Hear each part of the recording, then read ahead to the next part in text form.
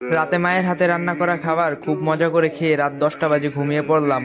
সকাল হয়ে গেল, ঘুম থেকে উঠলাম না। আরামে ঘুমাবো বলে মাও ডাকলো না। দুপুর হয়ে গেল, ঘুম থেকে উঠলাম না। এবার মা অনেক ডাকলো, উঠলাম না।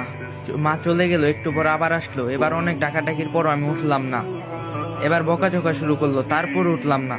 এবার মা একটা থাপ্পড় দিল, তবু উঠলাম না। এবার মা হাত ধরে টান দিল, কিন্তু আমার হাত পুরো শরীর নিয়ে নড়া দিয়ে উঠলো। শরীর আমার পাথর নয়, পুরো শক্ত হয়ে গেছে। মা কিছু না বলে চুপ করে রুম থেকে বাবাকে ডেকে নিয়ে আসলো, কিন্তু বাবা আমাকে অনেক ডাকার পরও আমি উঠলাম না। এবার বাবা চোখের পানি ফেলে দিয়ে বলল, উঠে আয়, তোকে আর কোনোদিনও কিছু বলবো না। যেভাবে করে থাকতে চাস ওভাবেই থাকিস, তবু উঠে আয়, তোকে আজকে আমি ল্যাপটপ কিনে দেব। আমি অবাক হয়ে দেখছি বাবা এত করুণা করে আমাকে কোনোদিনও বলে নাই, অথচ আজ বলছে। আমি উঠে আসতে চাচ্ছি, কিন্তু পারতাছি না। ওইদিকে বাবা নানান রকম লোক দেখিয়ে বলছে, উঠে আয়। একটু পর আমার বাড়িতে অনেক মানুষ চলে আসলো। ওইদিকে মা অনেক কান্না করতেছে। মাকে কেউ সান্ত্বনা দিচ্ছে, কেউ বাবাকে, কেউ ভাইকে, কেউ বোনকে নানান রকম কথা বলে বোঝাচ্ছে। একটু পর কয়েকজন এসে আমাকে খুব যত্ন করে বিছানা থেকে নামিয়ে লোহার শক্ত খাটিয়ায় শুয়ে দিল। আমি কাঁদতাছি আর বলতাছি, পেটে খুব ব্যথা লাগছে, নামাও এখান থেকে আমাকে। কেউ আমার কথা শুনছে না। একটু পরই মানুষগুলো গরম পানি নিয়ে এসে আমার শরীরে কিছু পানি ঢেলে দিল।